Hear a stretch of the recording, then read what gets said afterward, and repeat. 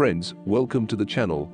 Don't forget to subscribe and like it so you won't miss new incredible stories and rare historical photos. At 240 feet 73 meters long by 62 feet wide 19 meters and reaching a height of 66 feet 20 meters, the Great Sphinx is one of the largest statues in the world.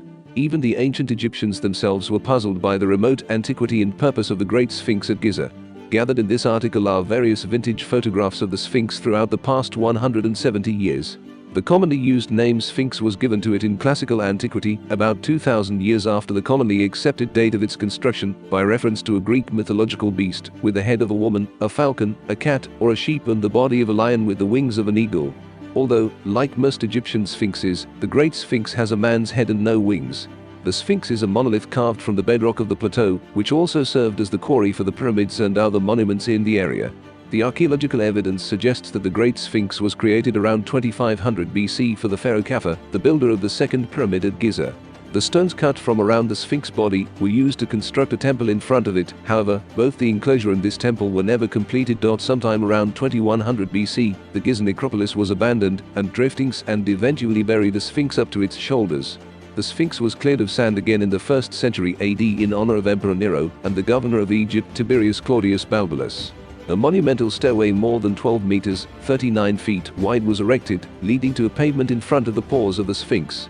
At the top of the stairs, a podium was positioned that allowed view into the Sphinx sanctuary. This is how he described the findings.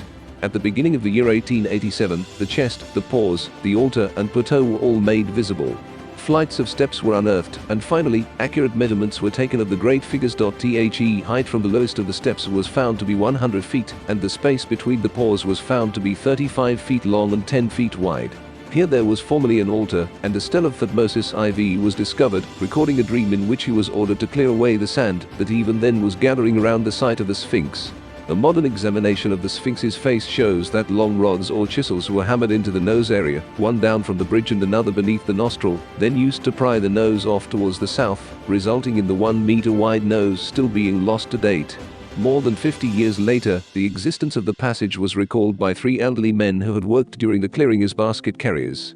This led to the rediscovery and excavation of the Rump Passage. In 1980, the Great Sphinx of Giza is the oldest known monumental sculpture in Egypt and one of the most recognizable statues in the world. The archaeological evidence suggests that it was created by ancient Egyptians of the Old Kingdom during the reign of Khafre.